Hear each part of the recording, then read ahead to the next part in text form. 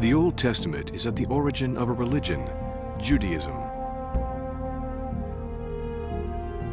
But the well-known stories contained in this book, which is also called the Hebrew Bible, also recount a history, that of the creation of the world and of the people of Israel. How much of this biblical text is history and how much is legend?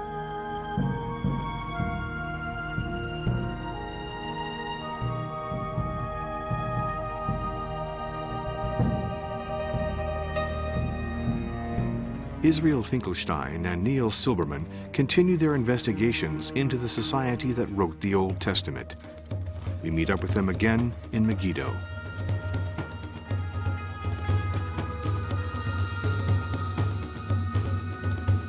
In previous episodes, they showed that the Bible's most famous stories, those of Abraham, the patriarchs, or the Exodus, when the ancient Israelites left Egypt, were first put into writing in the 7th century BC, in the heart of the Judahite hills.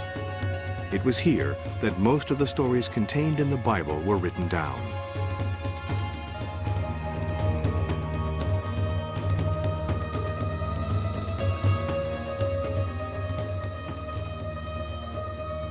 They bring to life a complex antique world, full of noise and passion, of conflicts and alliances, of heroes and conquests. A story similar to that of all peoples, but one that in this case gave birth to a unique book.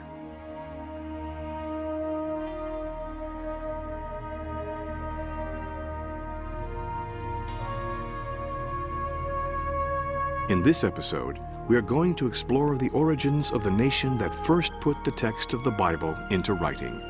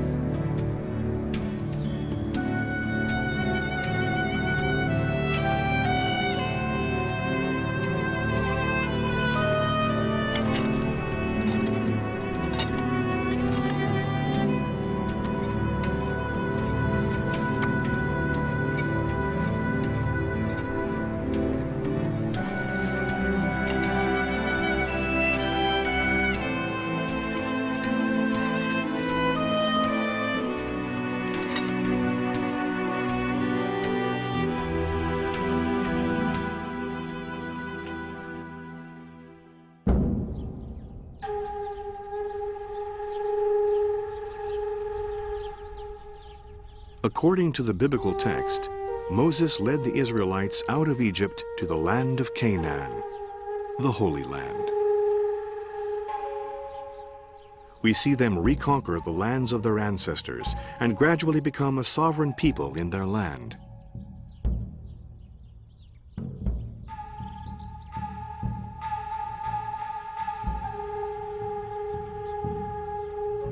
The first verses of the book of Joshua say the following.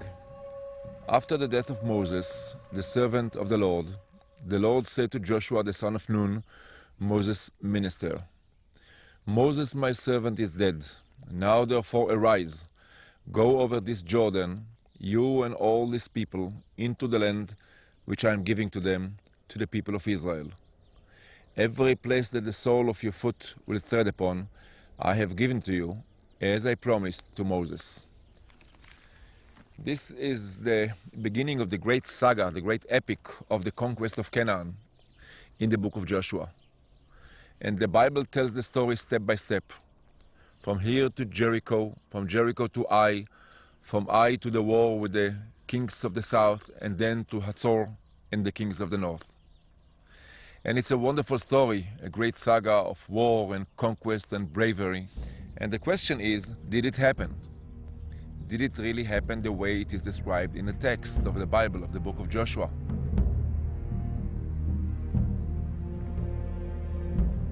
The Bible describes Joshua primarily as a military leader who was given a mission by God to conquer the land that was promised to the patriarchs and then to Moses.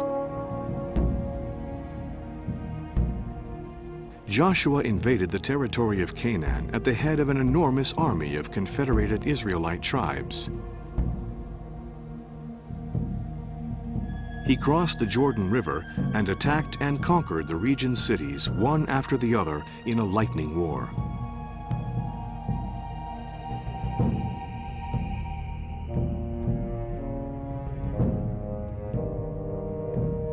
These conquered cities formed the outlines of a country.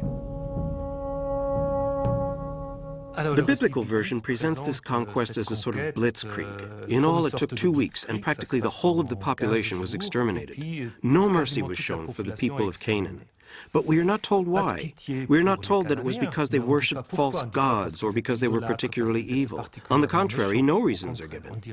What is important is that they were all devoted to destruction, according to the biblical text.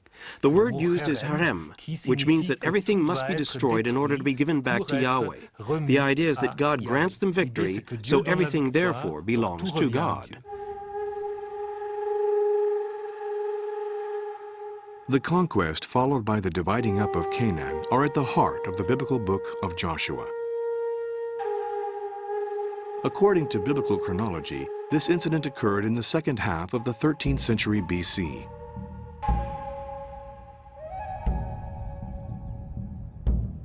Archaeologists have located and excavated most of the cities referred to in the story. It is therefore necessary to take a closer look at these excavations. The most important site for this part of our investigation is Hazor in Galilee. The Bible describes this as a high-ranking city, the head of all those kingdoms.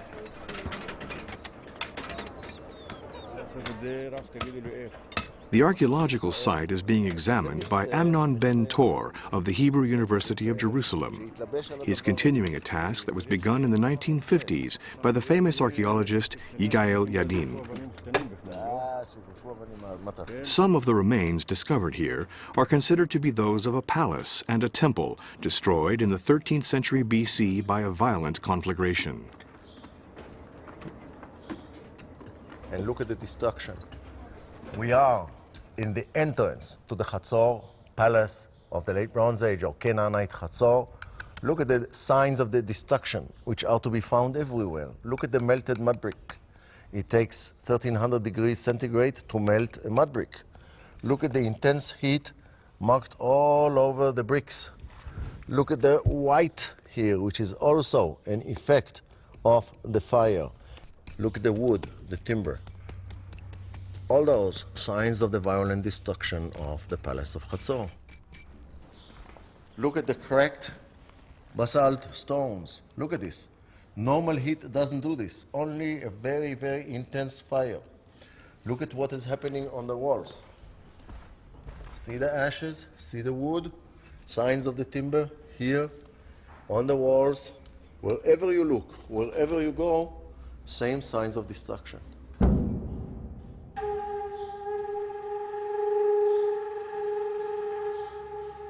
These layers of destruction appear to provide tangible evidence of the conquest of Canaan by the armies of Joshua. Given the mood of 1950s Israel just after the country's independence, this hypothesis supported the idea that the birth of a nation had to be preceded by a military conquest. Joshua's destruction of Hazor, the great city of North Canaan referred to in the Bible, was a key step in the conquest of Galilee by the Israelites. Dr. Yadin and his colleagues are hoping to reach the lair where we find the destroyed city. In 3 seasons of excavations, they have already found the remains of a number of Israelite cities that were successively built on the ruins of previous cities. They have discovered precious relics that add to our knowledge of the story and of the way people lived in those times.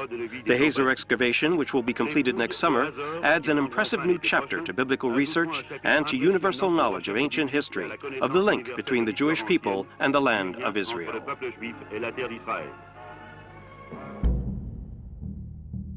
There was a great enthusiasm for archaeology during this period by a country in search of history. Its leaders, David Ben-Gurion, who was at that time prime minister, and former military leaders such as Yigael Yadin or Moshe Dayan. the facts seem to speak for themselves. Similar remains of destruction were to be found in many of the country's archaeological sites.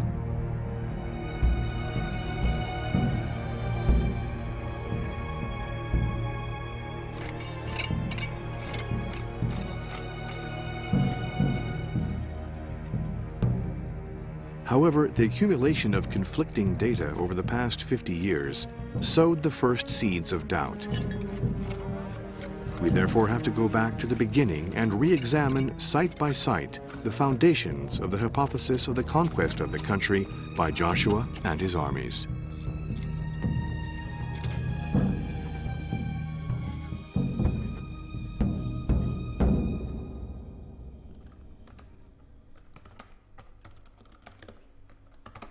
It is necessary to refer to the text and the story of the conquest as it is related in the Bible, in particular its most famous battle, that of Jericho. An impressive amount of information is available in relation to Jericho. It is one of the most excavated sites of the Levant. Several expeditions have succeeded each other there since the beginning of the 20th century. How does the Bible tell the story of the capture of Jericho? Everyone is familiar with the method that was used to cause the walls of the city to come tumbling down, the famous trumpets of Jericho.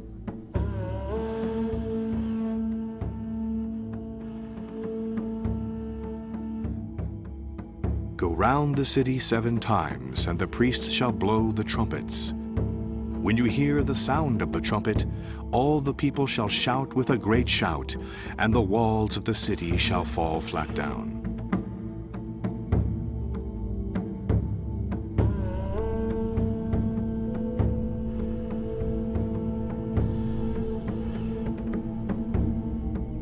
Basing themselves on the Bible, the first researchers believed that some of the remains that were discovered here were those of the city destroyed during the attack by the Israelite armies.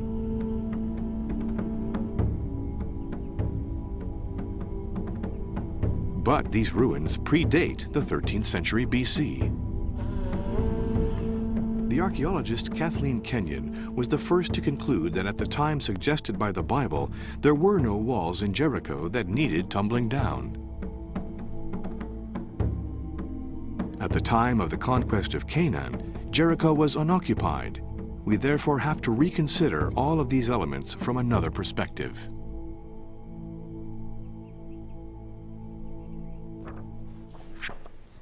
So this is not history in the simple sense, and the case of Jericho applies also for other places mentioned in the tradition of the conquest in the book of Joshua.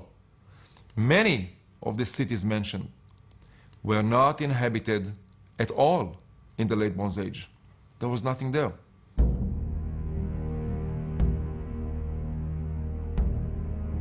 There is another inconsistency. Archaeologists' examination of all the different sites that have been excavated show that the process of destruction was spread over almost a century. In contrast, the Bible refers to a very short-lived operation.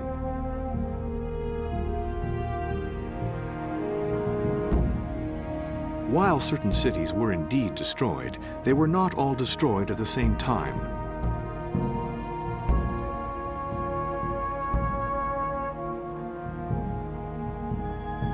What to do now? We have to widen our point of view and take into account the geopolitical situation of the Levant during the same 13th century, and focus on the main player of the period, Egypt.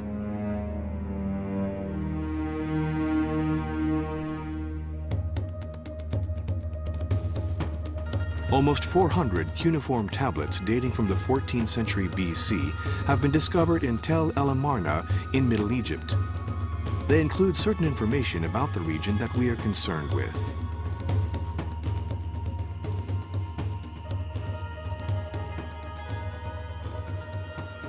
They consist of diplomatic correspondence sent to the pharaohs by the kings of the small city-states of Canaan. A reading of the correspondence shows that the city-states were vassals of Egypt during the relevant period. In fact, from the 15th century to the beginning of the 12th century BC, the land of Canaan was an Egyptian province.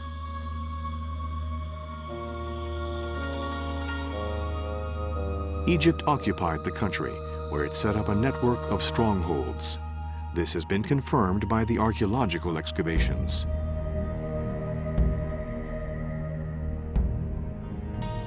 One of those strongholds was excavated in the 1920s at Beth Shean, south of the Sea of Galilee. The Amarna letters and the archaeological excavations clearly show that Beth Shean, whose biblical mound dominates the Roman and Byzantine ruins, was an important Egyptian bastion between the 14th and mid-12th centuries.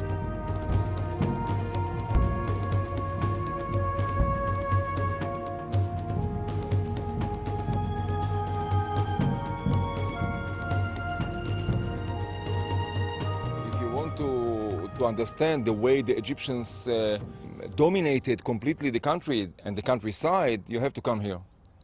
To a residency like this, there was a strong garrison, there were scribes here, there were soldiers here, there were administrators here, and everything was under the control of the Egyptians, which means that 20 kilometers from here, 30 kilometers from here, if somebody wanted to take some sort of a major economic decision or a major political decision, he needed to come to Beth Shean to get the approval of the Egyptians. They were the masters of the countryside.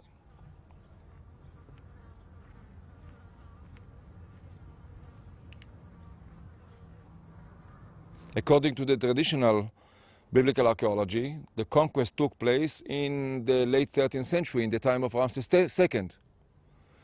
And we have two problems here.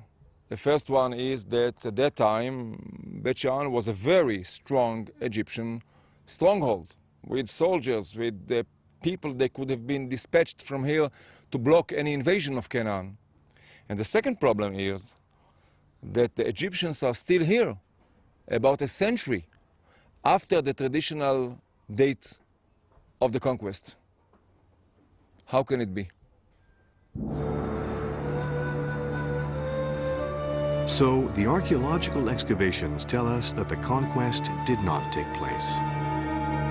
However, two questions remain unanswered. How can we explain the evidence of destruction that has been found in many of the sites? And what meaning can we give to the list of supposedly conquered cities that are cited in the biblical text? Our investigation will shortly provide the answers.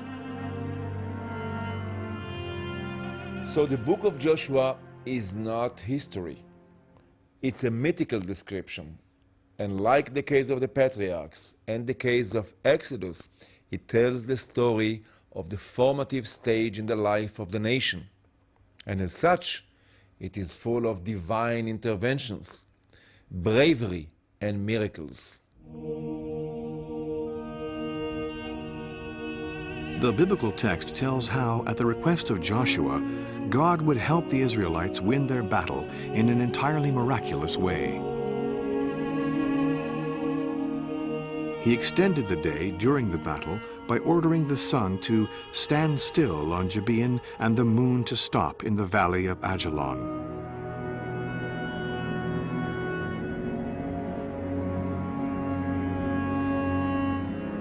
And the biblical text goes on to say that there was no day like that before it or after it, that Yahweh listened to the voice of a man.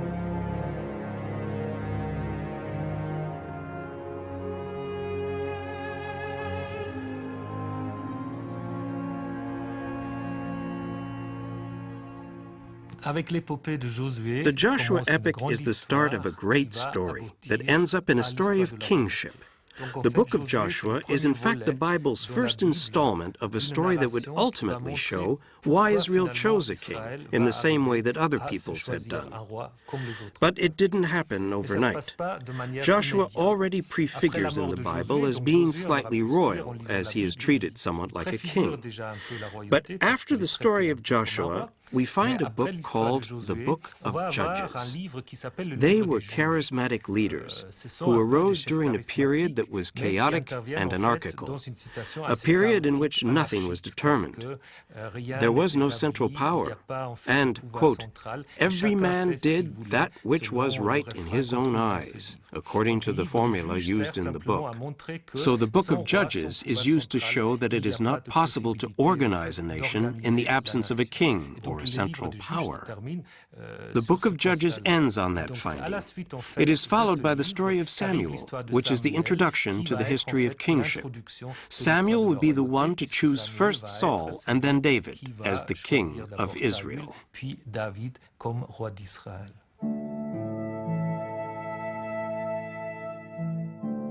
David. The biblical text presents David as a herder who was anointed by God. Hence the word Mashiach, or Messiah in Hebrew, the Anointed One.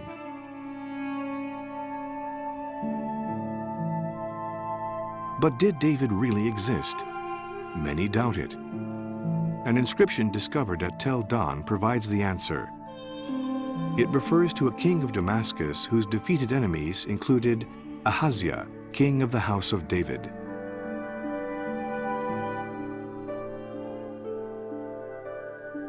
So this is one of the strongest, if not the strongest, proof for the historicity of David. There was a David.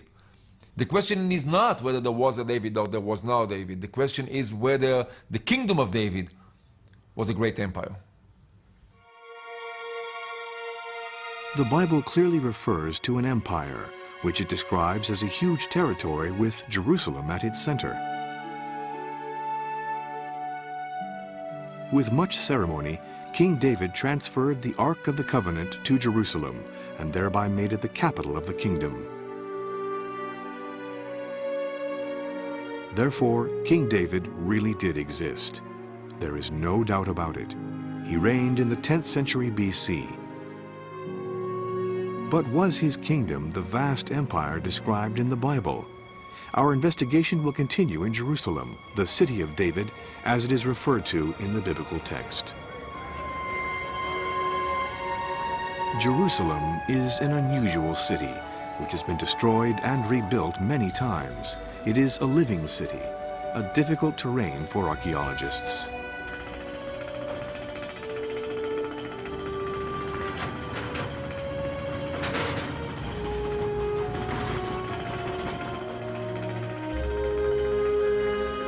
Is it still possible to find signs of David's capital?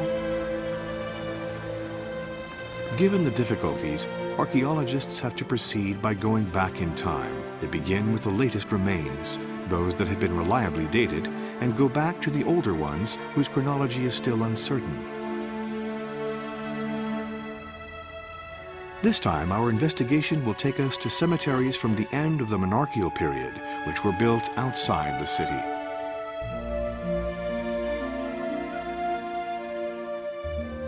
Israel Finkelstein is going to try to find the remains of the Jerusalem of the 7th century BC.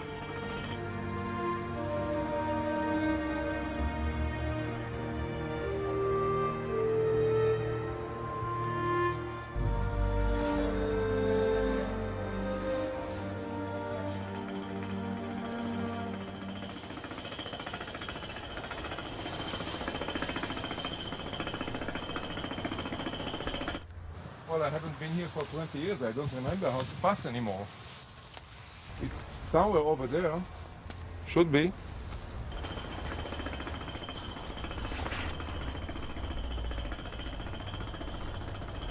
That's okay.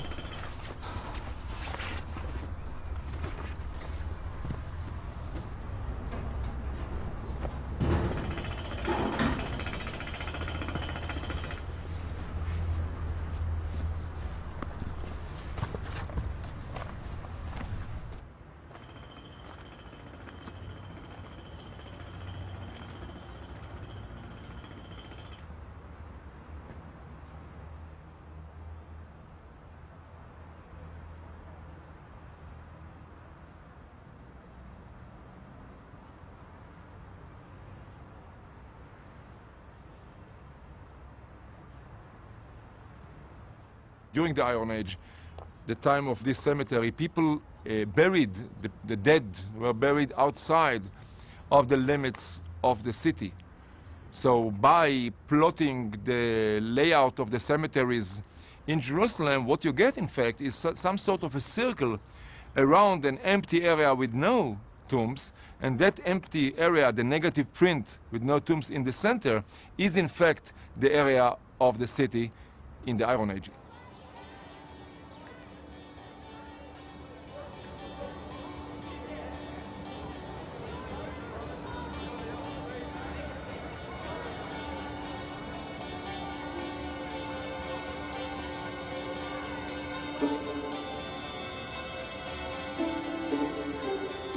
Localizing these necropoli enables a map to be drawn up of the contours of Jerusalem at the end of the 8th and during the 7th centuries, the time of kings Hezekiah and Josiah. But this large city is the late Jerusalem, from the time when Judah was a prosperous state. What about David's city, which is 2 centuries older? The city that we are looking for has to be somewhere within these contours.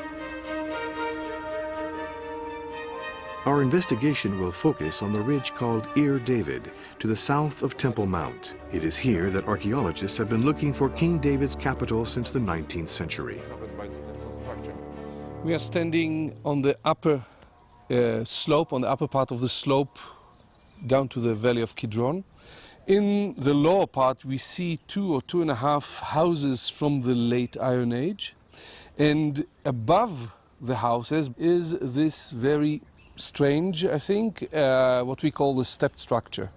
These are not steps to climb up a slope. This is just a revetment, a cover of a slope which is very loose, which is made of debris, which might, in a little earthquake or so, collapse down the slope and take with them whatever is standing above them. In the late Bronze Age and in the early Iron Age, there is human activity here. There's human occupation here on a very small scale. The way I see it, there was a village here in the 10th century, but it was a small one, mainly on this part of the ridge of the city of David, not along the ridge, not all along the ridge, with a very limited population, not fortified, and with no monuments. Well, I agree. I agree that it was a very small place. Iron Age Jerusalem was a very small, and this does not agree, or archaeology and text describe 2 different natures of sites, not the existence, but the natures of the sites.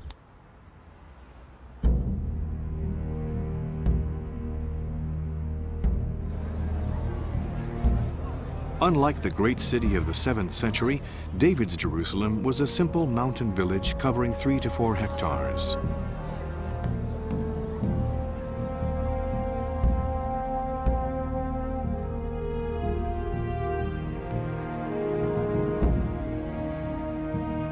We can agree that David did not build a prestigious capital. In the Bible, he is above all described as a conqueror.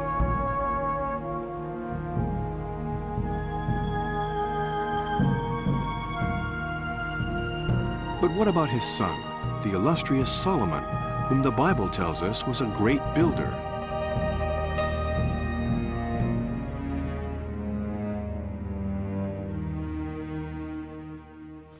The biblical story of Solomon reads a bit like a story from the Arabian Nights. Solomon is the wise king par excellence, he of the famous judgment of Solomon. But he was also someone who was so famous that even the Queen of Sheba came to visit him, to meet with the man whose wisdom was talked about even in far-flung Africa. Solomon's empire is said to have been so enormous that no other empire could compete. And Solomon was also the builder of the temple, which allowed the God of Israel to find a resting place within Israel.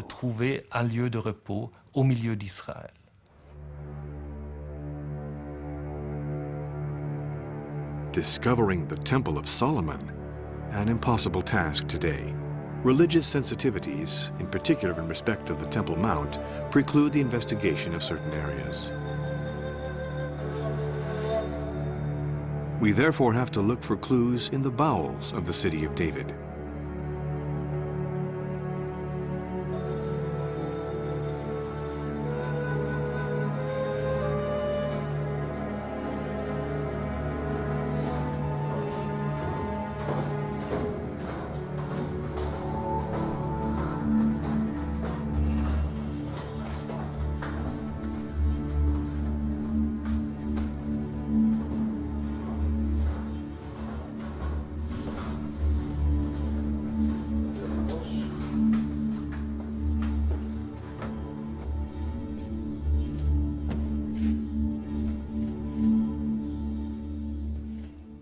You see, we are standing inside what is left of the Middle Bronze Age fortifications, and you can see how high they still stand, 3,700 years.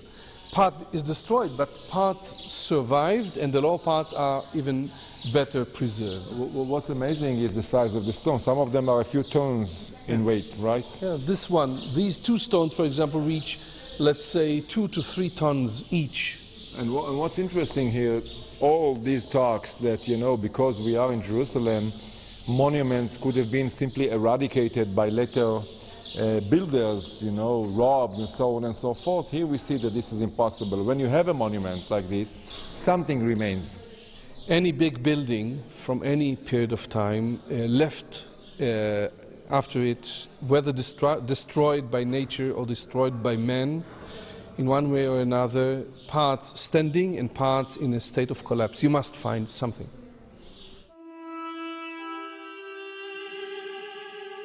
Like David's Jerusalem, Solomon's capital was an insignificant village.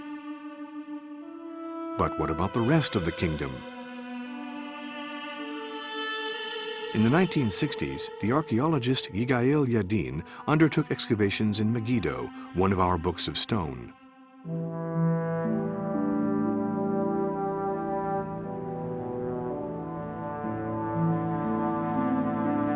Before him, in the 1920s and 30s, the Oriental Institute of the University of Chicago had already carried out a thorough campaign of excavations, during which the remains of a gate to the city were discovered.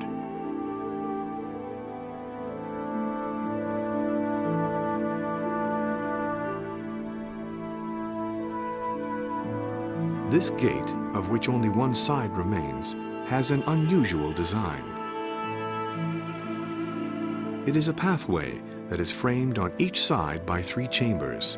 It is therefore known as a 6-chambered gate.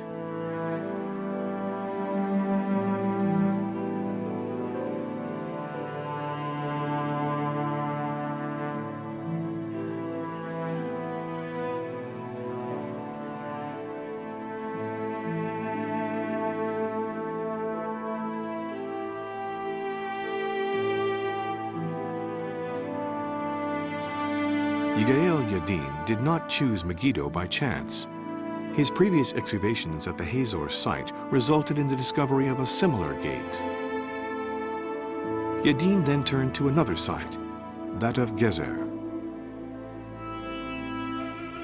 This time, he only went so far as to consult the report of an archaeologist who explored the site at the beginning of the 20th century.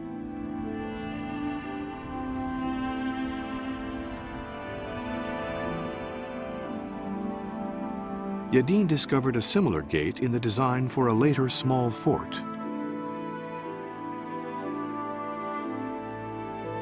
A gate that was similar in design and size to those of Megiddo and Hazor.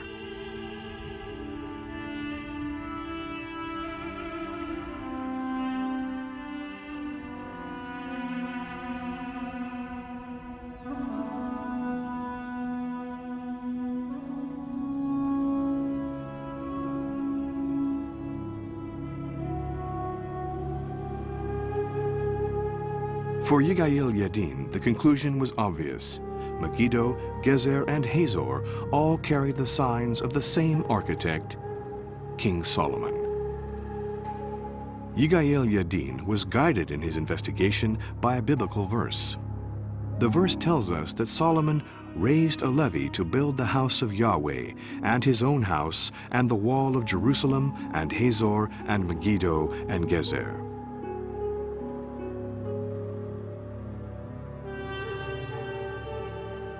So, Solomon was a builder king at the head of an empire. When writing about David and Solomon, the Bible serves as a history book.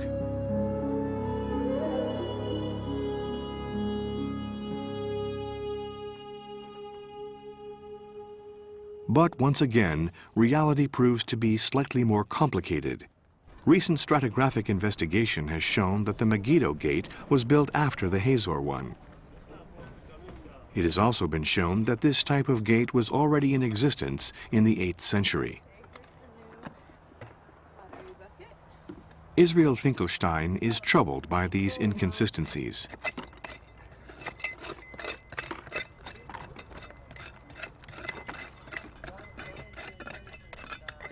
Everything has to be reconsidered.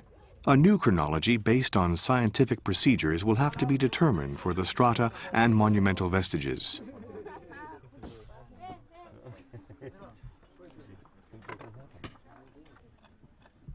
Archaeological methods have evolved since the excavations led by Yigael Yadin. Carbon-14 dating techniques are more and more accurate. The margin of error has been reduced to 30 to 50 years.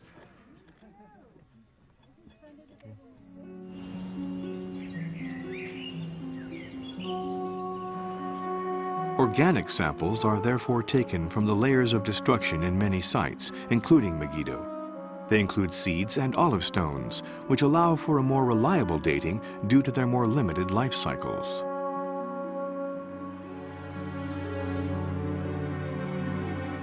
The exact sciences, physics, chemistry, statistics, are brought into play.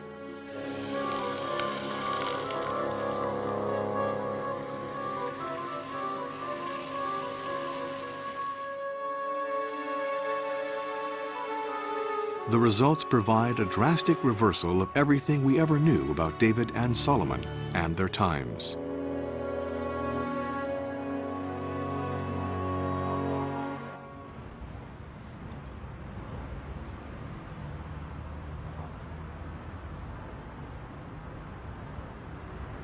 So here's the situation. If we have the Mound of Megiddo, and we partition it into conventional and low chronology, okay, with the two strata. This one was supposed to be in the 11th century BC, and now according to the radiocarbon results, we definitely see that this is impossible, that it falls into the 10th century.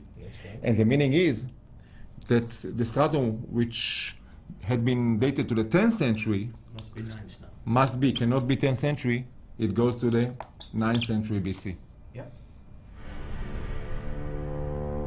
That is, a whole century after Solomon. A set of certitudes based on deductions have collapsed. The pieces of the puzzle no longer fit together. After our reconsideration of David's empire, it is now Solomon's turn.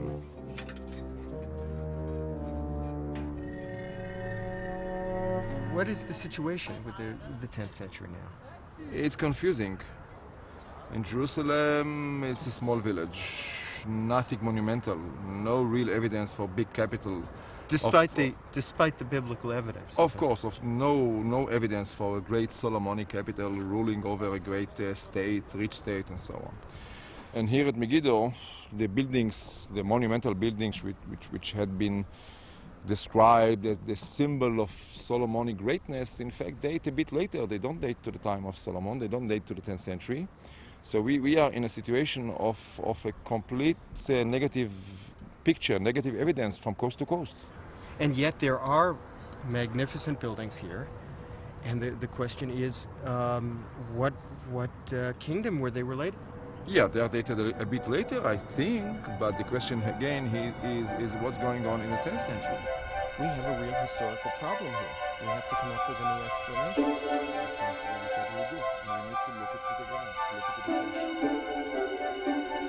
As often happens in such cases, just as uncertainties reach their climax, a new clue is discovered. Norma Franklin has been part of the Megiddo expedition for years. She noticed that the stonework of a palace that Yadin attributed to Solomon displayed very unusual mason's marks.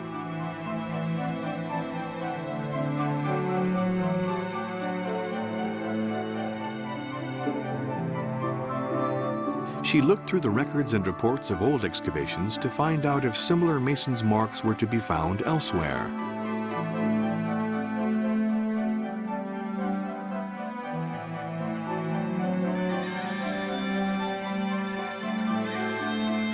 She found that such masons' marks were only recorded in one other building, only one building in the whole country.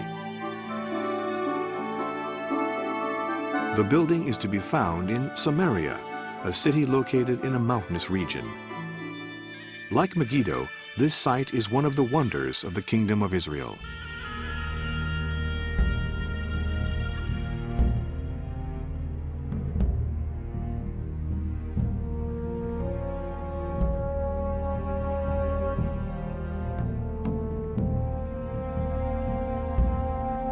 The solution to our enigmas lies here, amongst these verdant hills.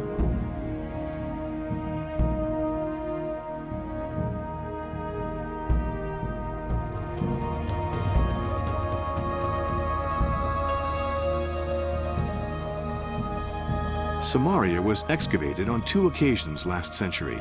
Many remnants from the Roman era were found from a time when the city was called Sebastia.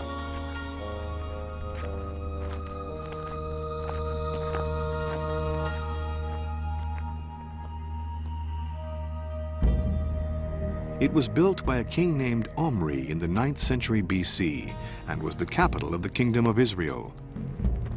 Vast monuments that were built by this king and his descendants have been found here.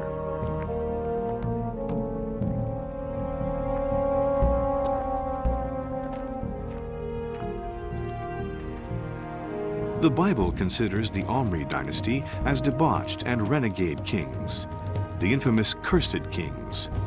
But sources outside the Bible provide another image altogether. Omri's son Ahab is seen as being a great monarch. The missing piece of the puzzle appears to have been found. When we come to Samaria and we see the monumental building, palace built by Omri, it's so out of keeping with what we have been told, that the Omride kingdom was the breakaway kingdom, it was a small kingdom. In fact, it's quite different. We can visibly see that we're dealing with a monumental building, a building that needed a strong and powerful king in order to establish it. So this is telling us that we cannot just follow the biblical account. We have to look around us and see what else we have from the same time period. Everything is telling us that we're dealing with a strong and powerful king, a king who had at his fingertips the resources to build an incredible palace. So we're looking at a very powerful kingdom, a very strong king. What places like Samaria and Megiddo tell us when we look at the palaces at those places is very clear.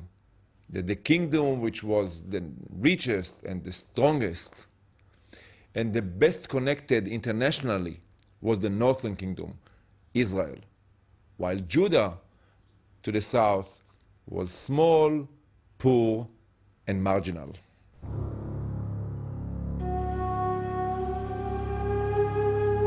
These conclusions are quite surprising. The sister kingdom to the north, Israel, with its rich soils and its temperate climate, was prosperous and developed.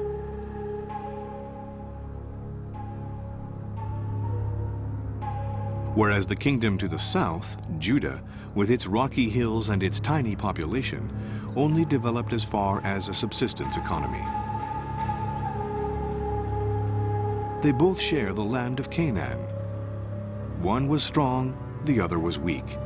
And yet it was the weak kingdom, the younger sibling Judah, that would write the family history and would credit itself with the successes of the great kings of the north.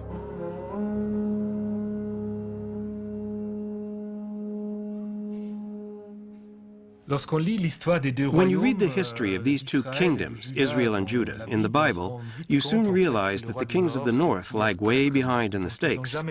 Each king is evaluated, and regardless of what the northern kings do, they always obtain a very poor rating. quite simply because the story is written from a southern perspective. That is, the kings are always judged from the perspective that Jerusalem is the only legitimate sanctuary. The kings of the north therefore have no chance of obtaining a good rating in the Book of Kings.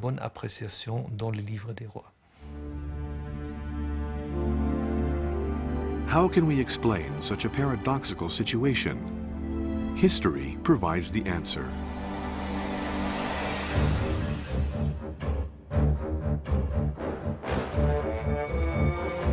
In the 8th century, Assyrian ambitions destroyed the dreams of the kingdom of the north.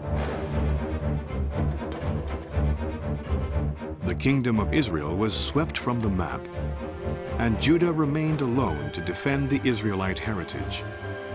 Jerusalem became the city where all of this would be played out.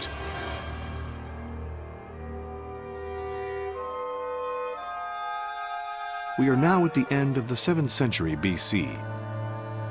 A young king, Josiah, that we have learnt by now, reigns in Judah. He has the mission of conquering the territories of the lost kingdom of Israel. He believes he has both the means to succeed and the duty. The Assyrian Empire was in decline. All of its efforts were focused on problems that had arisen in the northeast.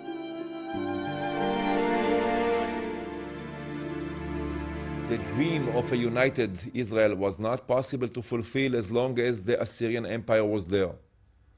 But when the Assyrians pull out, things become possible.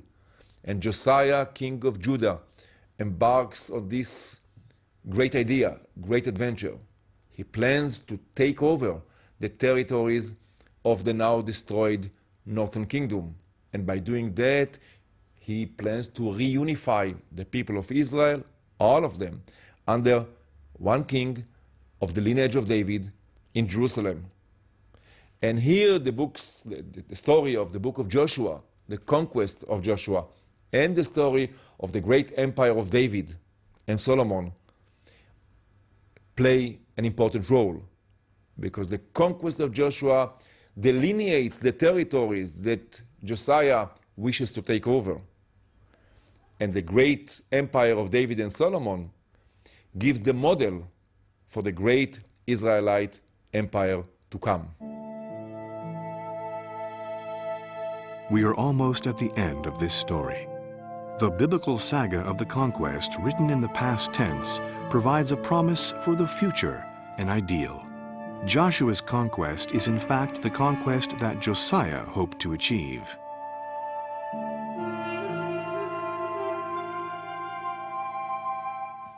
So while Josiah's story in the Bible is quite brief, there is no doubt at all that the narrator wants to present him as the new David.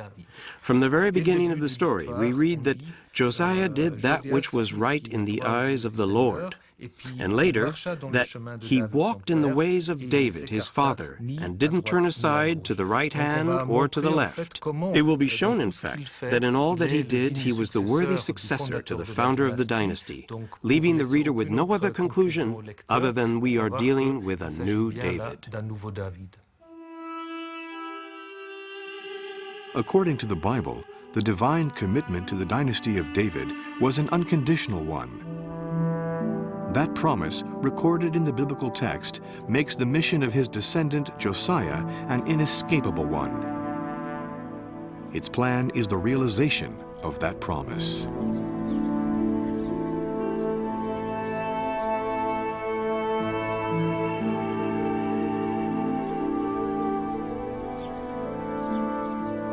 But once again, the tides of fate decided otherwise. A tragedy was in the making at Megiddo. Egypt, which had been forgotten about, came back on the scene with a vengeance. Pharaoh Necho II summoned Josiah and killed him. The death of Josiah completely changed the concept of the Messiah. Up until the time of Josiah, all the successors to David were known as the Mashiach, the Anointed One. And this was really a symbol of their legitimate succession to the throne of Judah. But with the death of Josiah, everything changed. All the promises that had been believed to be embodied in Josiah were suddenly disproved by events. The death of Josiah caused a huge change in the idea of a transformation from royal succession to a future hope.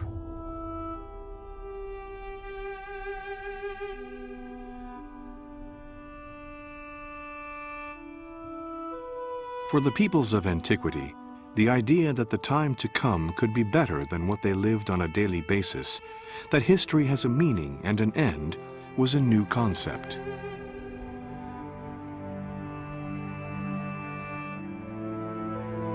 Today, this faith in messianic times is at the core of the Jewish liturgy.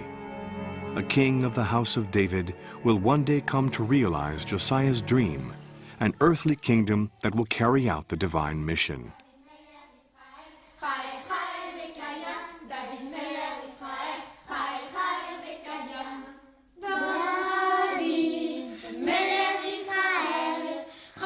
David, King of Israel, lives forever. This creed has generated an unbreakable form of hope. It is the third pillar of Judaism.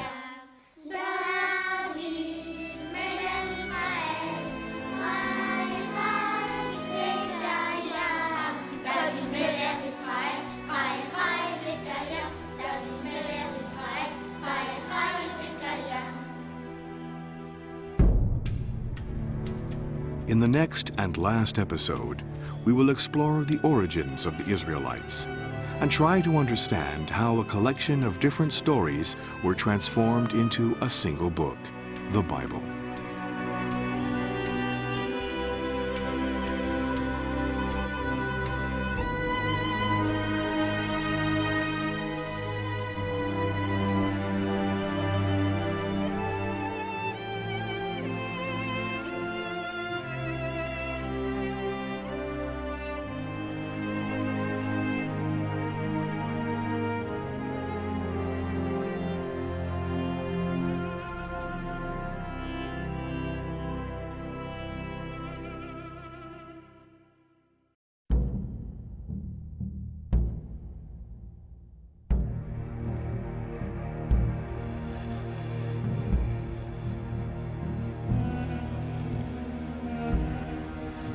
Over the centuries, the Bible's remarkable stories have formed the basis of monotheism. In previous episodes, we saw the role played by the patriarchs and by the Exodus and the Law. Questions were raised about Joshua's conquest of Canaan, and the importance of King David and King Solomon was reconsidered.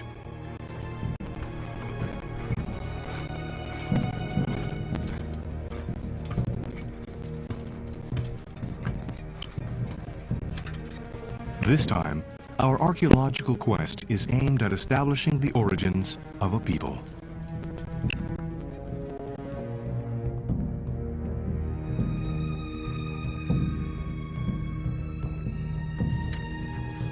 Who is this people that the Bible calls the children of Israel? Where did they come from?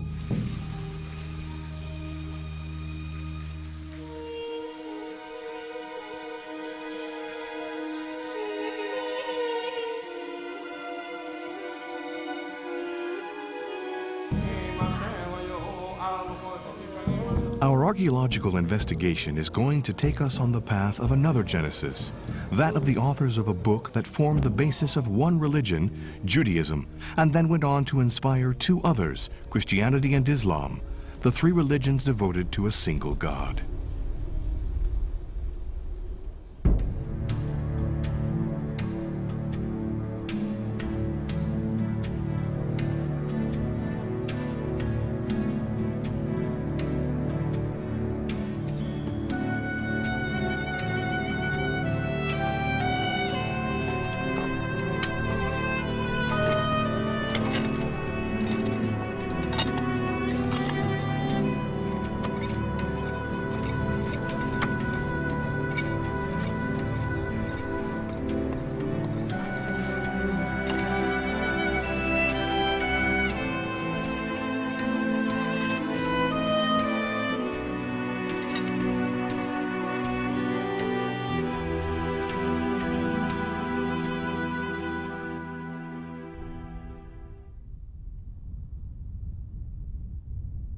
Tel Megiddo.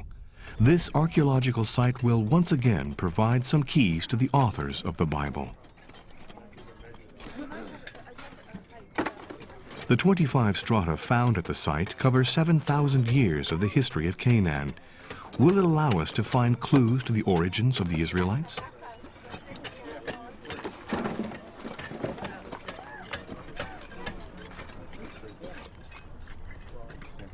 Our two investigators, Israel Finkelstein and Neil Silberman, are writing a book that uses archaeological tools to re-examine the Bible's stories. The issue of the origin of the Israelites is at the heart of their investigation.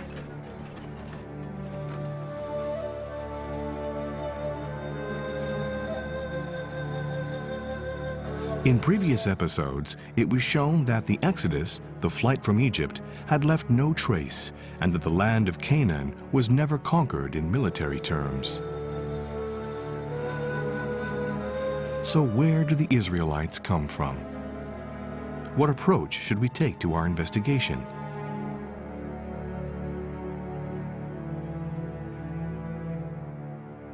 The Museum of Cairo contains a stele that describes a military campaign led by Pharaoh Merneptah against Canaan. It contains a crucial piece of information.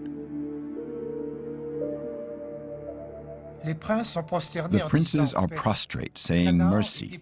Plundered is Canaan with every evil. Carried off is Ashkelon. Seized upon is Gezir. Yanoam is made as that which does not exist. Israel is destroyed, and its seed is no more. All lands together they are pacified. The only indication that the Merneptah stele provides as to the nature of this population named Israel is that the hieroglyphics contain the symbols for man and woman, and the three lines indicating a plural.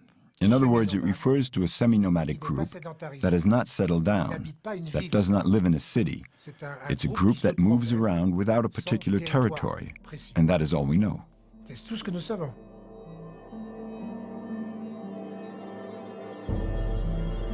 The stele dates from the very end of the 13th century, 1207 BC, a concrete starting point in our quest for the people of Israel.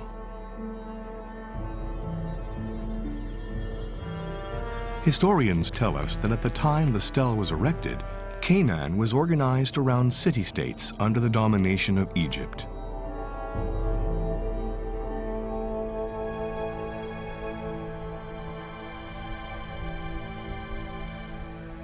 In the strata of the Megiddo site corresponding to this period, the remains of a flourishing city have been found.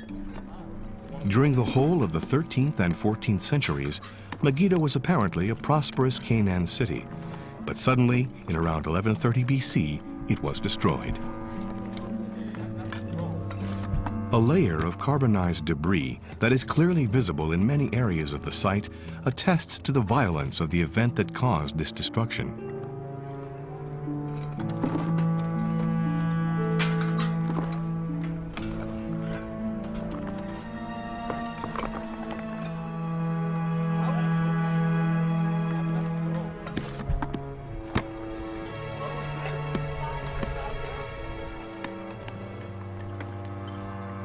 Megiddo is only one piece of evidence in a much bigger picture of the destruction of Canaanite culture. Other places were also put to the torch: Hatzor, Lachish, Bethel, and Megiddo. However, not in the same time. Some of them came down in the 13th century. Others survived a little bit. Some of them were destroyed in the 12th century BC. It took about a century until all of them were put to the torch. Who did it then? And why?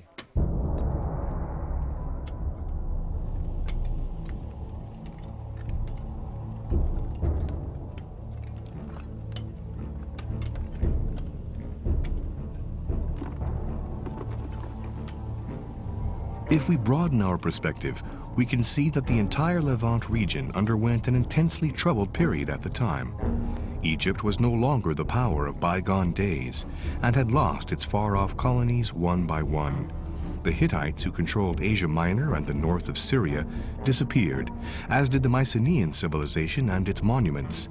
As for the Levant city-states, they were swept away. The Canaan landscape was radically transformed. How did this happen?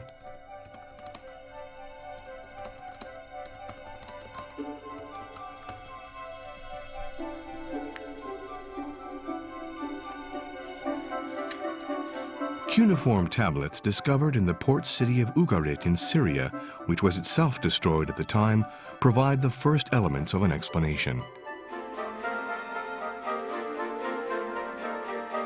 These texts attest to a climate of fear and confusion.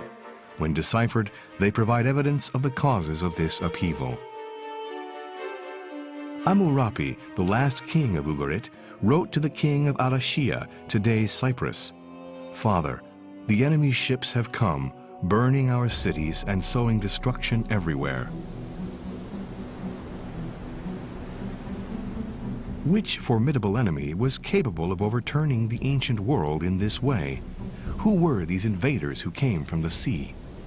The archaeologist Ayelet Gilboa is excavating a site on the north coast of Tel Aviv. She puts forward the explanation that is most widely accepted by the experts.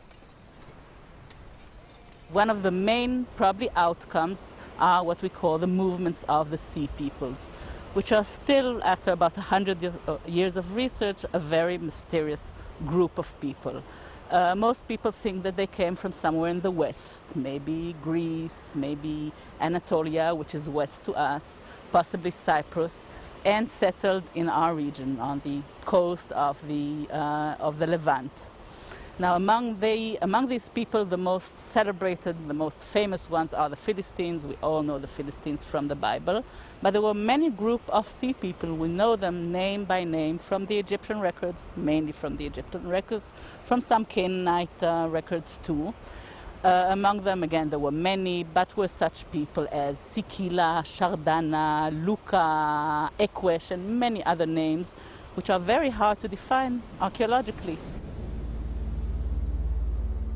What can we learn from the Canaan and Egyptian sources? In Medinet Habu in Upper Egypt, a monumental inscription dating from Ramses III describes attacks carried out by unknown invaders. The carvings show a military campaign and a naval battle, capsized boats, archers, men fallen into the sea.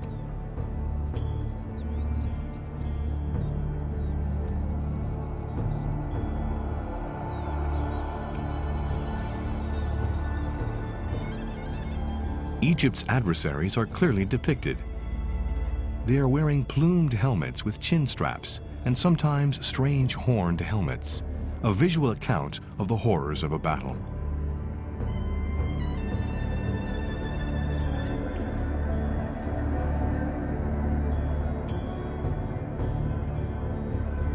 In less than 1 century, the 12th, the Sea Peoples occupied the entire coast.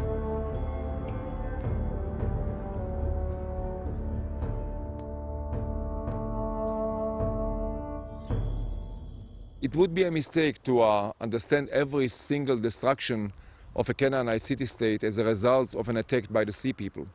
The entire Eastern Mediterranean was in a complete turmoil. The economy was disrupted. Maritime trade routes were cut. Ports on the Mediterranean coast were destroyed, were attacked and taken. In a situation like this of economy falling, famine, political dysfunction, then one city can attack another. A gang of people from the highlands can take a city. Pastoral nomads can come also and try to gain some advantage by attacking a single city, isolated city. Everything was in chaos. While the city-states were collapsing one by one, another development was secretly unfolding in the highlands. At the time, the population density of the region was quite low. Its barren topography made communications difficult. It was an enclosed area, ideal for a genesis or birth.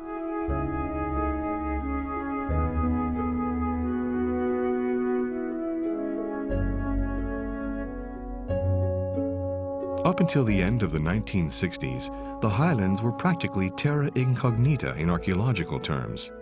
After the 1967 war, these territories were placed under Israeli administration. Exploratory missions were then carried out at the surface level by a number of archaeological teams.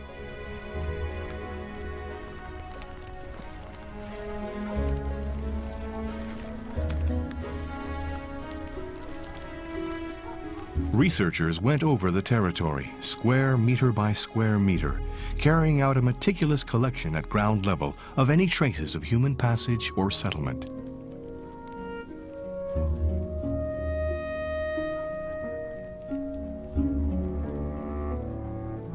The slightest object of significance was collected and its location noted.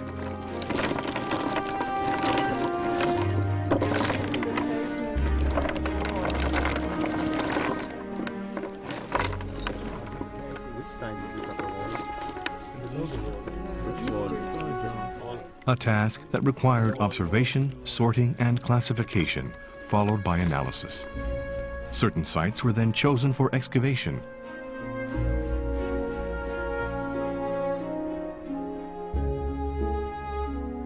This type of research is based on statistical methodology. The location of remains and concentrations of fragments are transferred onto a map of the area. This enables a reconstruction of how a given territory was occupied, the size of sites, their number, and their evolution over time.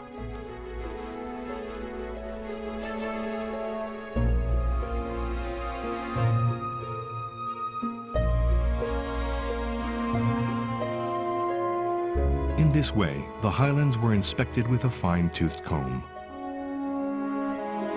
The results were amazing. Between the 12th and 10th centuries BC, almost 250 villages were to be found in the highlands of central Canaan. This occurred without the slightest trace of a military conquest. It was a social transformation that was gradual, but nevertheless radical.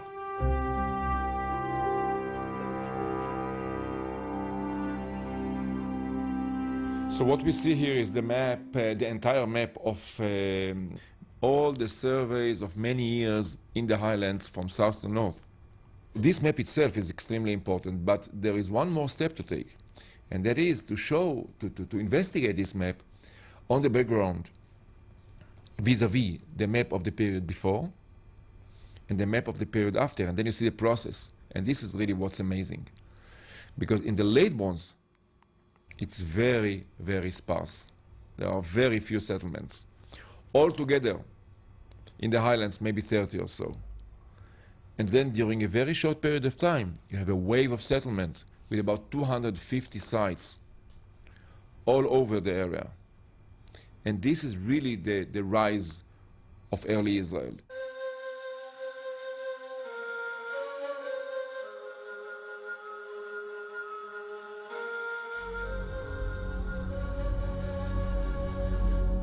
Why can we call them the first Israelites?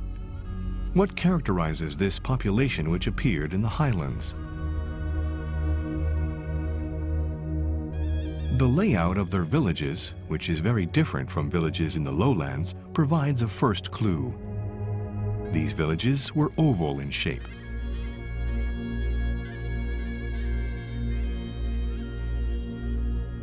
Animal husbandry was the principal activity of the inhabitants.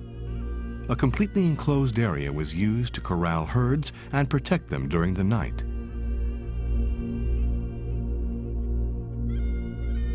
But why were these villages oval?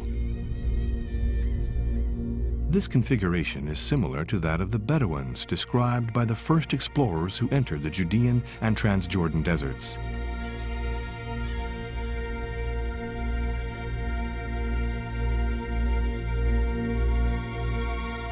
Were the inhabitants of the highlands former pastoral nomads? Did they exchange their tents for permanent shelters? And if so, why?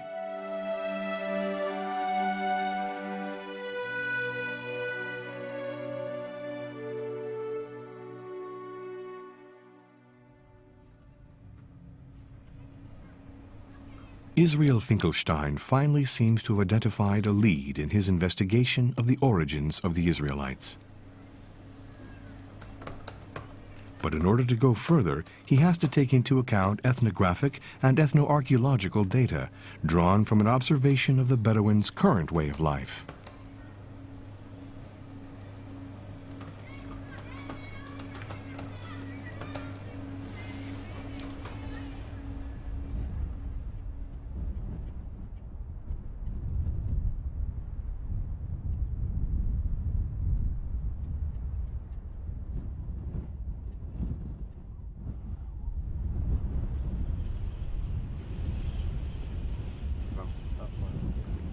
حياك الله في وادي رم. أدري إنك تي بدوين. Thank you. لو سالك تفضل. شكرا. عفوا. شكرا كثير.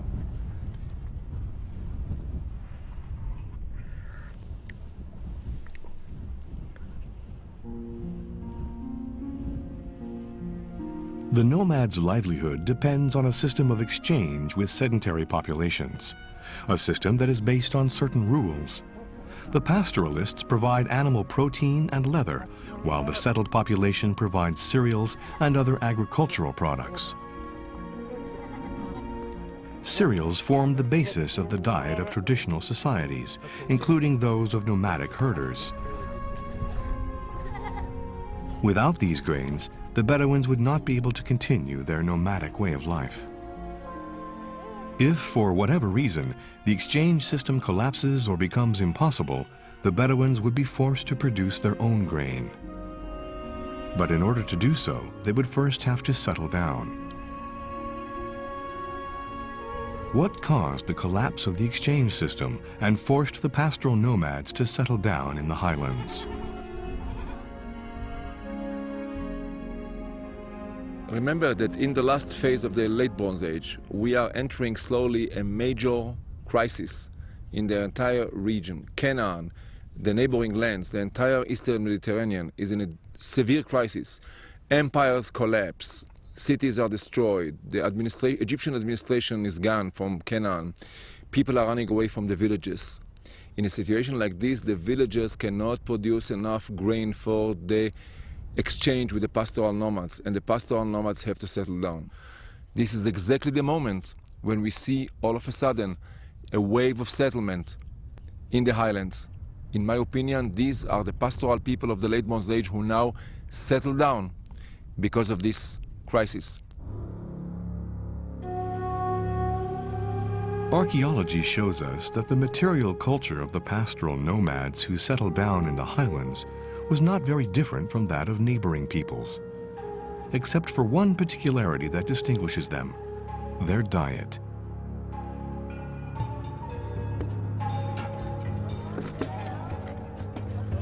In all the archaeological excavations of the highlands, no pork bones have ever been found.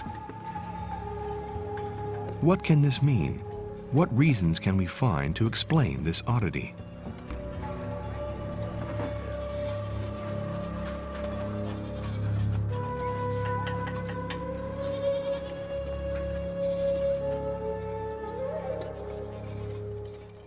There are several reasons, possible reasons. One is that if these people came from pastoral background, of course the pastoral people do not have pigs, and this could have been one of the reasons. But I think that there is a stronger reason to the fact that there are no bones of pigs in the highlands, and that is that at the same time exactly you have the sites of the Philistines in the lowlands, and in general the sites in the lowlands, Canaanites, Philistines and others, they have they eat a lot of pork. So the distinction between the people of the lowlands and the people of the highlands could have been a situation of we and they. They eat pork, we don't. But that's not all. The highlands, where a population that abstained from eating pork settled, were not a homogeneous territory. In the south, vegetation was scarce and rainfall uncertain. The arid soil prevented any real development of agriculture.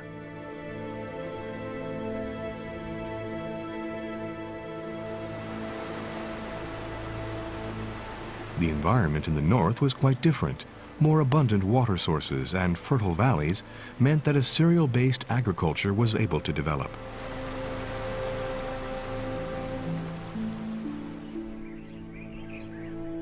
Not only cereals, but also olive trees and grapevines.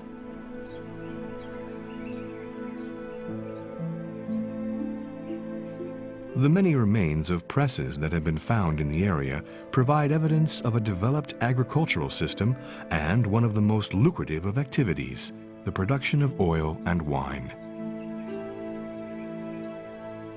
The villages situated on these trading routes became more and more wealthy and developed into cities.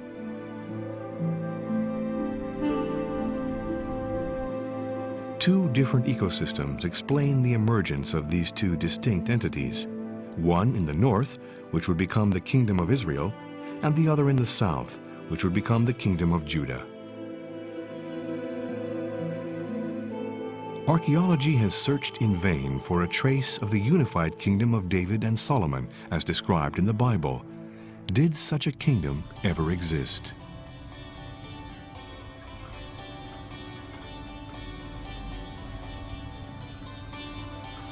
Neil Silberman and Israel Finkelstein have analyzed the data from remains found in Canaan and in bordering regions.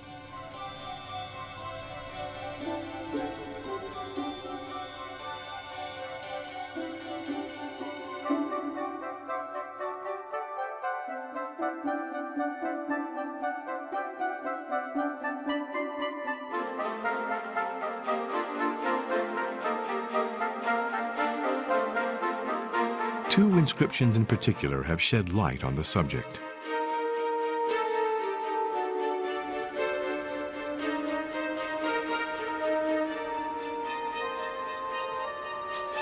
The Mesha stele, on display in the Louvre, was discovered by an Alsatian missionary in South Jordan in 1868.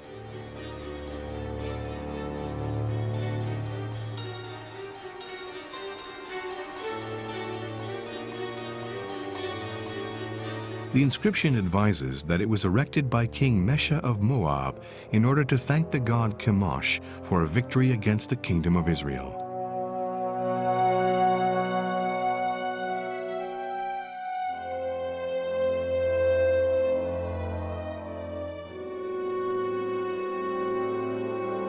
This stele contains the name of Omri, king of Israel. It dates from the 9th century BC.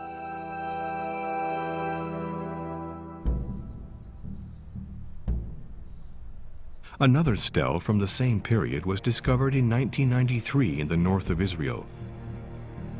It states that King Hazael of Damascus killed the king of Israel, Jehoram, and the king of Judah, Ahaziah, of the house of David.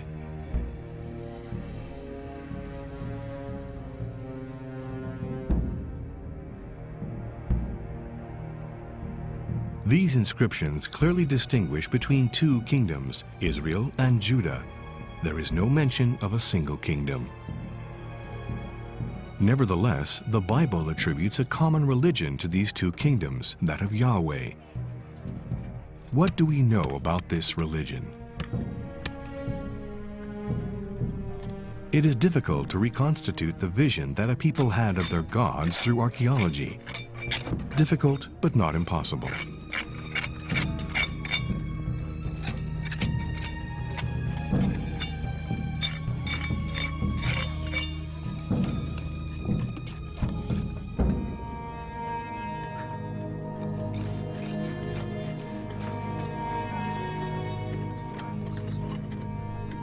Excavations carried out in different sites in both the north and the south have unearthed a range of objects of worship. Fertility goddesses, companions of gods, and animal incarnations of the divinities.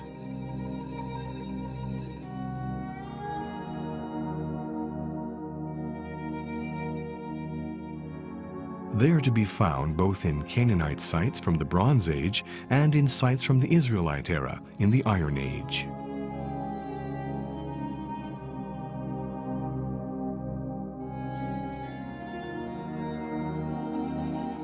We have very little information about the religion.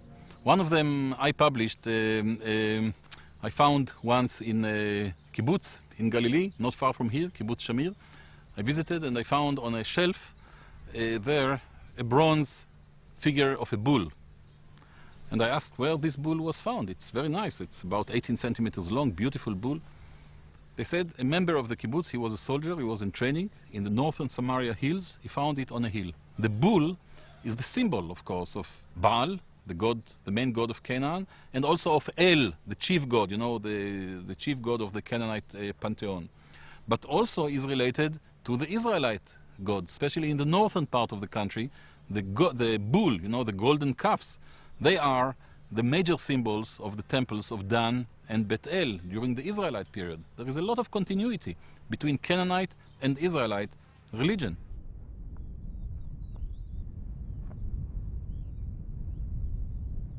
What do we know about Yahweh? Certain biblical verses refer to a god from the southern desert, worshipped with more or less the same fervor in the north and the south.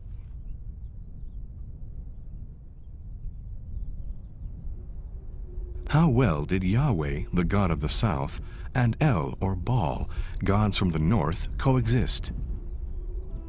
Quite well if we go by the evidence of remains found throughout the land.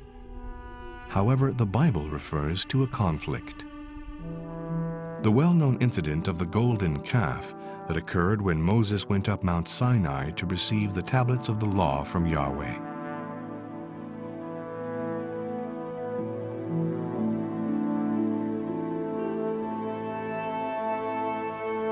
While Moses was going up to the mountaintop, the people waiting in the valley made a golden calf.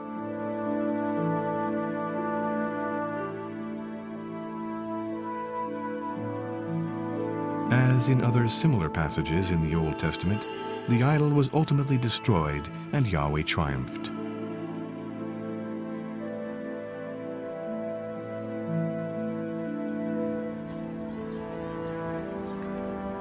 What did this conflict between divinities and this victory of Yahweh represent? What historical reality did it reflect? Is there archaeological evidence for the existence of the worship of Yahweh in the Kingdom of Judah?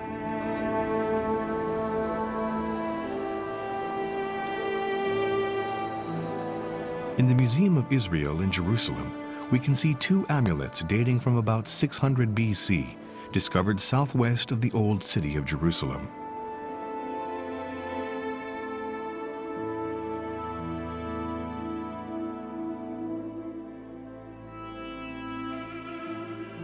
These pieces are covered in an archaic Hebrew text which says, "May Yahweh bless and keep you. May Yahweh shine his face upon you."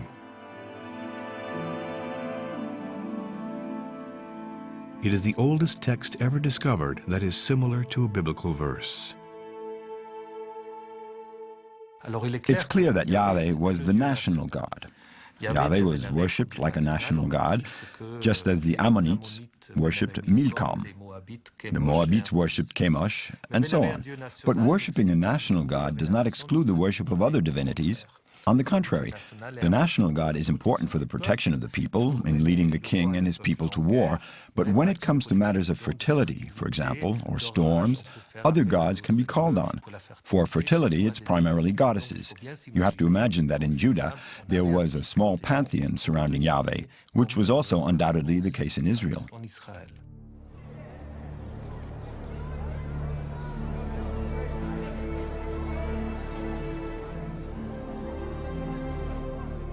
Let us now review the situation.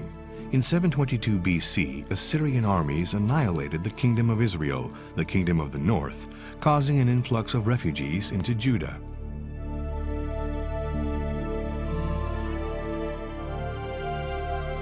At the same time, Judah's economy was developing, and this small kingdom became a genuine state. 1 century after the fall of the kingdom of Israel, the king of Judah, Josiah, took advantage of the decline of the Assyrian Empire to envisage the conquest of the territories in the north. The refugees from the kingdom of the north brought with them their traditions and religions. However, Josiah's plan was based on a united people, a single nation. Josiah's plan was carried out in steps. First of all, he discovered a book that was attributed to Moses and united the population around the laws it contained. Leaving aside the historicity of this event, it is believed that the book in question was the 5th book of the Bible, Deuteronomy. One of the most important ideas in the book of Deuteronomy is the idea of the centralization of the cult. And it says that all the people of Israel must worship one God and one God only in one place. So it's one nation worshiping one God in a single temple.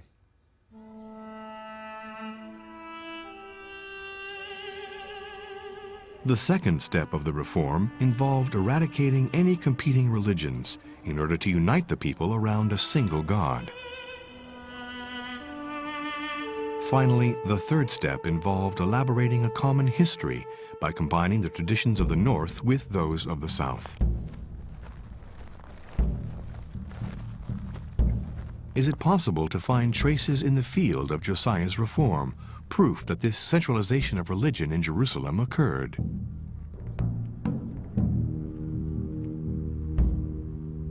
The Temple of Arad in the Negev, constructed in the 8th century BC, is located inside a fortress.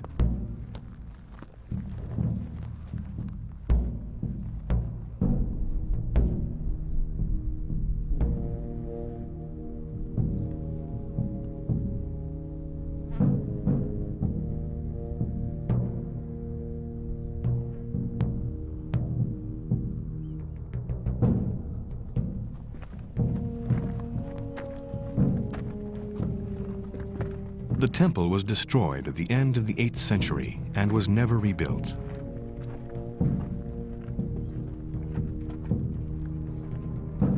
It was constructed on the model of temples that had been erected in Canaan for centuries, a model going back to the late Bronze Age.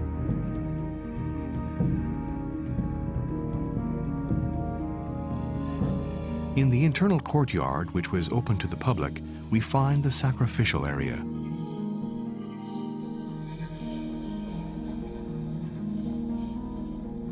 The courtyard gives on to a sanctuary reserved for priests only. Beyond that, the Holy of Holies, with 2 altars and 2 vertical stones representing what the Bible enigmatically calls the Matzebah.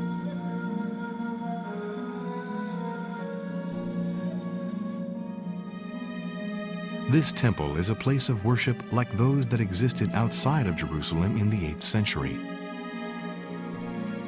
If what we think about this temple is correct, we have a very interesting situation of a difference between the 8th and 7th centuries BC. In the 8th century, we have temples in various places in Judah, including this one of Arad behind me, Beersheba, which is not far from here, and other places. Whereas in the 7th century, they all disappear. And we have the temple in Jerusalem.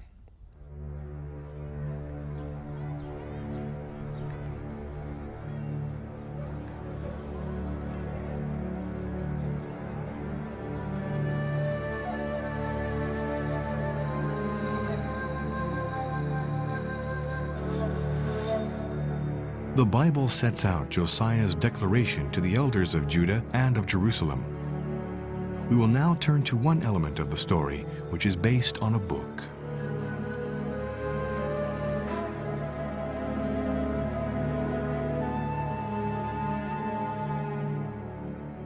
The fact that they said a book had been found, which means that it was an ancient book that was lost somewhere in the temple, obviously legitimated the reform.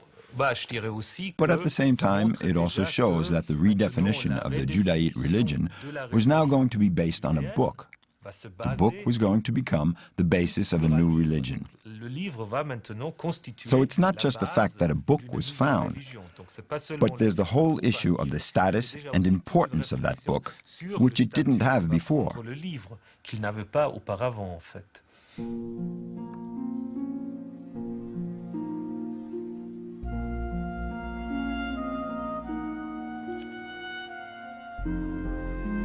In order to pursue our investigation, we have to examine a central question.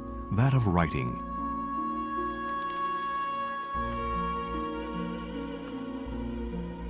What do we know about the beginnings of writing in this region? In which circumstances did writing become important in the society of ancient Israel? Did the Israelites know how to read and write in the 7th century BC?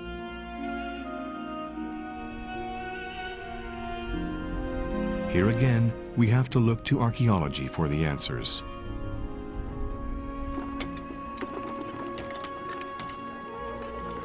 In the 7th century sites, we have discovered many seals and ostraka, fragments of pottery that contain inscriptions. In the 8th century, they are very rare. Before that, they are quite simply non-existent.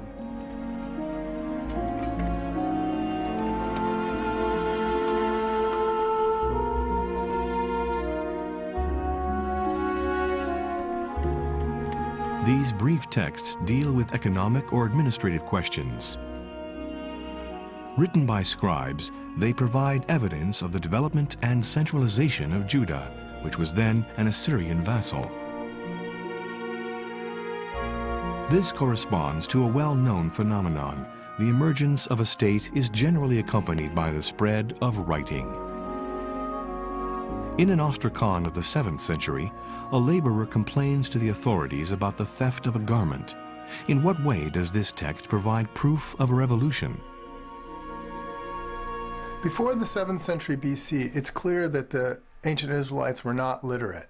As a matter of fact, what we would say is that literacy wasn't even a category that people thought about. It wasn't an important idea in society. Beginning in the 7th century, writing spreads through all classes of Israelite society. We see writing by tomb cutters, by officers in the army, by workmen. A variety of different kinds of people throughout society are writing and apparently reading as well. And the spread of writing in ancient Israel at this time indicates that writing at least had a beginnings of literacy in Israel. And of course, this beginnings of literacy will be critical to the emergence of a sacred, written, and authoritative text.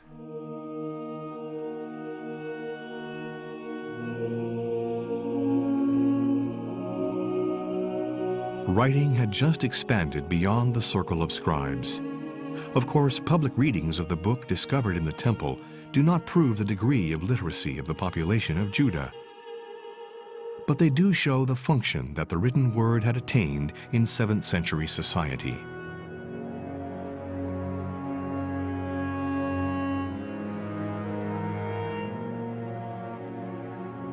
In the small state of Judah, under the reign of Josiah, a revolution had been launched. The fact that a sacred written text emerged from a pastoral agrarian society is a watershed of Western civilization. Never before in human history had societies had sacred texts that were authoritative. Most Near Eastern civilizations had texts only for governments, for writing. Authority, cultural authority, religious authority was passed from family to family through oral tradition. It wasn't passed by reading texts or appealing to the authority of text. The first time in human history that we have the authority of human texts is with the Josianic religious reforms, where they appeal to the authority of a written text and have that written text as a binding authority for the entire culture, for all people, as opposed to the authority of the family and the tradition. And this is a watershed of Western civilization. In the 7th century BC, everything merges.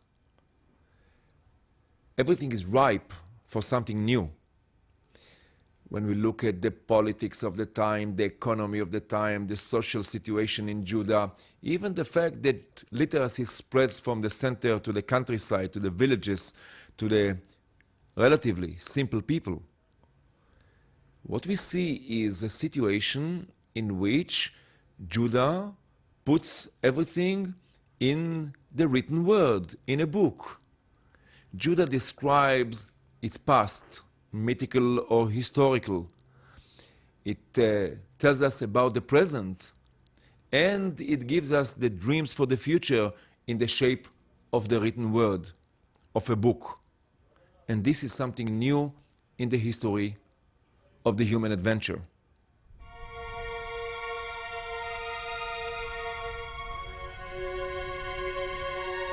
Based on this legitimacy founded on a common law and history, Josiah was able to lead the population in his ambitious plan. But the dream of a great kingdom that would unite the people of Israel and Judah for the first time ever was not to be. Josiah died before he was able to accomplish it, killed by Pharaoh Necho II. His end is related in the Bible in a few lines. And the worst was yet to come.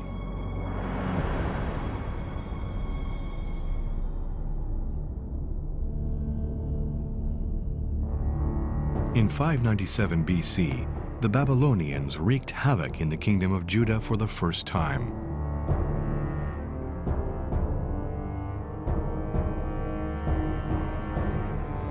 "11 years later, Nebuchadnezzar marched on Jerusalem. The temple of Yahweh was burned down. Jerusalem was laid to ruins. Judah was erased from the map. A significant portion of the rural population was maintained in Judah under the yoke of Babylonia. In line with imperial policy, some of the inhabitants were exiled to Babylon.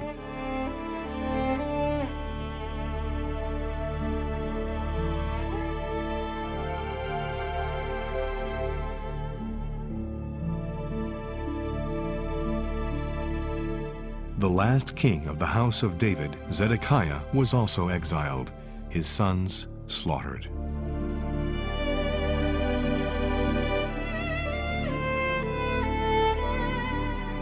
The elite of the cities, the priests and the scribes, were banished to the banks of the Tigris and the Euphrates.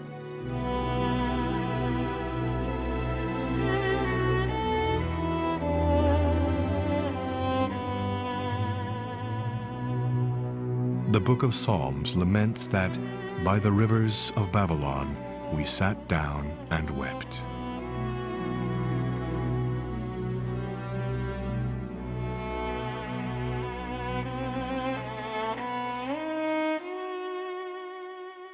The situation of exile is in fact a situation of huge crisis because all the pillars on which the identity of a people were based no longer existed.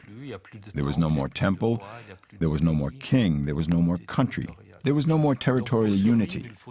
So in order to survive, it was necessary to find other means of constructing an identity. It was in fact those who were exiled, the scribes, the priests, who constructed that identity, taking up a certain number of earlier traditions, but opening those traditions out. That is, Josiah's reform would become the symbol of the temple, which was transformed into a synagogue. Little by little, Moses would replace the king, and the Torah would replace the country. Through this work of writing and rewriting, Judaism would be invented in the concrete form that it took during the Persian era, notably under Ezra the priest.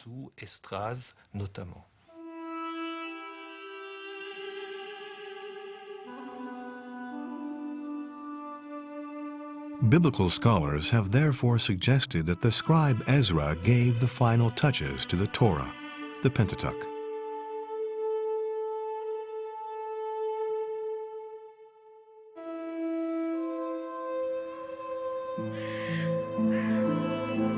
We are approaching our conclusion. What have we learned from the evidence provided by the mounds, the broken vases, and the ancient inscriptions?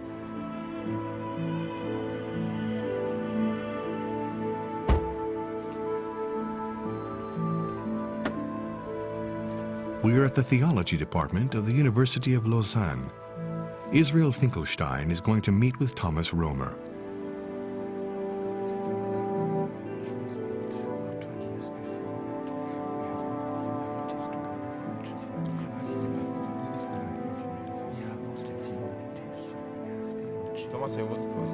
The time when archaeologists took the Bible literally and when textual research ignored material evidence is past.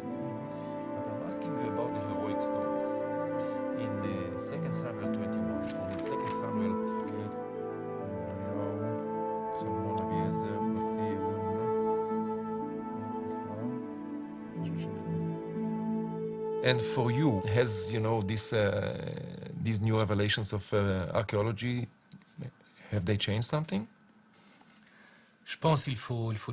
I think we have to distinguish between the final form of the Bible, which has become the basis not only of Judaism, but for the three monotheistic religions, and the origins of the Hebrew Bible. What I think is important is this question of origins. It's no longer about the wanderings of Abraham or David. The most significant change is the realization that there was a political will at work at the origins. Let me turn your question around. How do you see the Hebrew Bible? How would you define it? In a way, I started feeling closer to the authors of the text because I sensed more their needs and their frustrations and their the problems that they faced and so on. So first of all, I would say that I feel closer to the text, and it gave me a better sense of my own identity, both as an Israeli and as a Jew, and also as a member of the wider community, you can call it Western civilization or Judeo-Christian or whatever. So on both sides.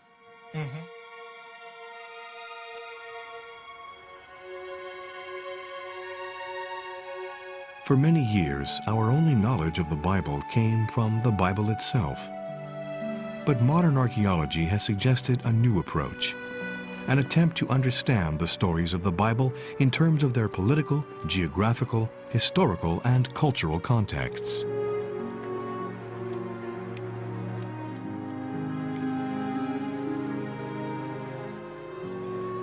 What was at stake when the biblical text was put into writing was the invention of a lineage, the establishment of a law, and the affirmation of a messianic promise.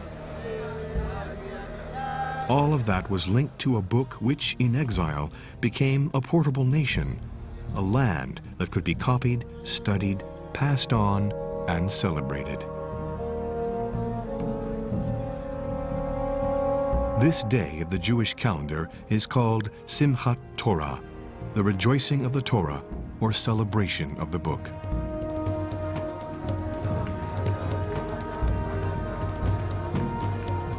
As a result of events that were not foreseen by the protagonists, these pillars would become the foundation of Judaism. But that is another story.